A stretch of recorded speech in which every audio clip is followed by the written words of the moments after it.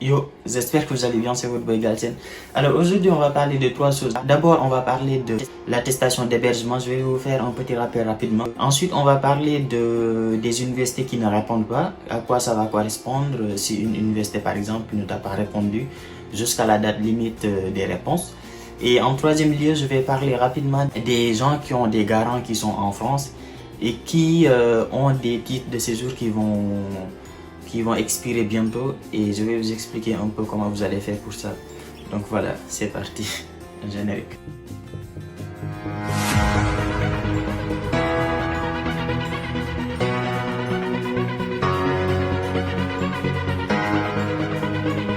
Alors pour commencer, je voulais vous faire un petit rappel sur l'attestation d'hébergement. Parce que sincèrement, quand je vois certaines attestations d'hébergement qu'on m'envoie sur Instagram pour que je vérifie, ça me choque, hein, parce que voilà, faut savoir qu'en fait une attestation d'hébergement ne signifie pas forcément que vous êtes hébergé pendant toute l'année scolaire. Une personne peut vous faire une attestation d'hébergement pour 1 mois, une attestation d'hébergement pour 2 mois ou bien pour 3 mois. Et donc, si votre attestation d'hébergement, si votre hébergeur décide de vous héberger pour 1 an, il faut qu'il le précise sur l'attestation d'hébergement. Il doit le préciser clairement. Je vais loger telle personne pour toute l'année scolaire 2020-2021. Et encore une chose, ce sont uniquement ces personnes-là qui ont un logement gratuit pour 1 an qui sont concernées par la moitié de la somme de la prise en charge financière. Si tu es logé pour 1 mois ou bien pour 2 mois, tu n'es pas concerné par la moitié de la somme de la prise en charge. Par exemple, tu n'es pas obligé d'avoir 615 €, mais 308 € et quelques si tu as un hébergement gratuit. Mais cet hébergement gratuit-là, c'est pas seulement 1 mois, c'est pas seulement 2 mois, c'est sur toute l'année scolaire, de septembre jusqu'au mois de juin.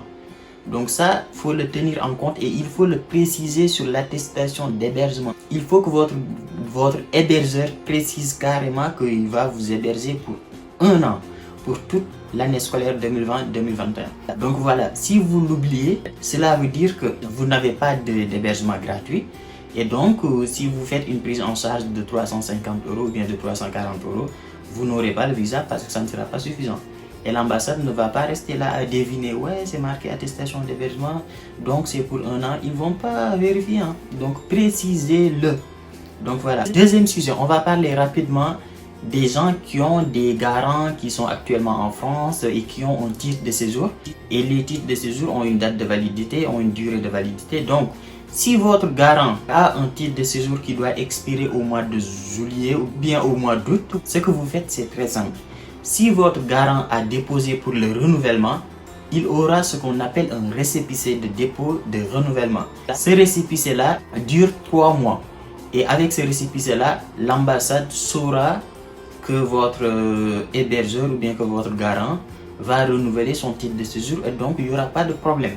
Et en plus du récépissé, il doit déposer le même titre de séjour avec une pièce d'identité. Donc voilà. Par contre, si au moment où vous déposez votre visa, votre hébergeur ou bien votre garant n'a pas encore déposé pour le renouvellement de son titre de séjour, vous déposez le titre de séjour, même si c'est valable que seulement jusqu'au mois d'août, vous déposez le titre de séjour et vous faites une lettre explicative pour dire que votre garant ou bien votre hébergeur va déposer son renouvellement, etc., etc. Et même s'il le faut, je ne sais pas si c'est un étudiant par exemple qui est actuellement en France, qui doit étudier l'année prochaine, vous déposez par exemple son certificat de scolarité pour prouver que votre garant ou bien votre hébergeur sera là l'année prochaine. Si c'est un salarié par exemple, s'il a un contrat de travail qui dure plus de jusqu'au mois de novembre ou bien décembre, vous le déposez, ça permet à l'ambassade d'avoir une preuve que votre garant va rester en France même après septembre ou bien après août. Donc voilà. Et si vous avez d'autres preuves, je sais pas, ça peut être un contrat de travail, ça peut être une promesse d'embauche, ça peut être tout simplement un certificat de scolarité si c'est un étudiant. Donc tout ça, vous le déposez et vous faites une lettre explicative pour dire que votre garant va renouveler son titre de séjour parce que voilà, telle situation, il doit être embauché pour le mois de septembre, il doit faire son renouvellement. Voilà, vous expliquez la situation de votre garant, ce qui fait qu'il va certainement renouveler son titre de séjour et qu'il va le faire bientôt. Mais s'il a un récépissé, ça serait beaucoup mieux parce que voilà, ça prouve que il a déjà déposé le renouvellement de son titre de séjour. Donc voilà, ça c'est terminé. Troisième sujet, les universités qui ne vous répondent pas. Je sais que c'est un sujet qui vous intéresse parce qu'il y a énormément parmi vous qui n'ont pas encore de réponse de la part de certaines universités. Ce qu'il faut savoir, c'est que les années passées, si tu n'as pas de réponse jusqu'à la date limite de réponse des universités, ça correspond à un refus. Malheureusement, c'est comme ça.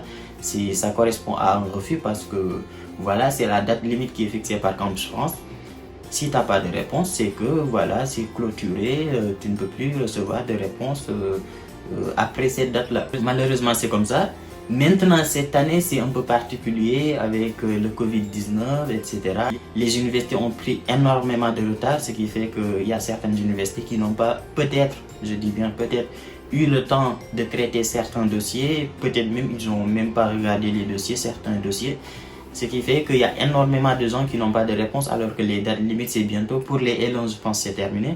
Pour le reste c'est bientôt. C'est pourquoi je vous ai toujours dit contacter les universités. À chaque fois que vous me dites j'ai pas de réponse, je vous dis contacter les universités et vous me répondez ouais, tu réponds tout le temps contacter les universités ou bien tu réponds tout le temps attendez.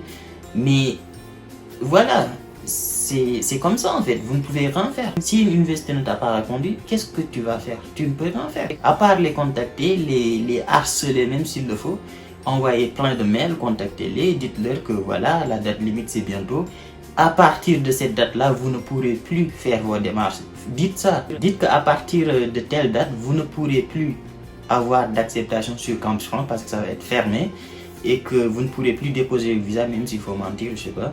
Et dites-leur que vous avez besoin d'une réponse tout simplement et peut-être qu'ils vont essayer d'étudier votre dossier en urgence, je sais pas. Mais c'est mieux au moins d'avoir une réponse que de ne rien avoir et espérer tout le temps, rester là à espérer alors que vous risquez de ne pas avoir de réponse.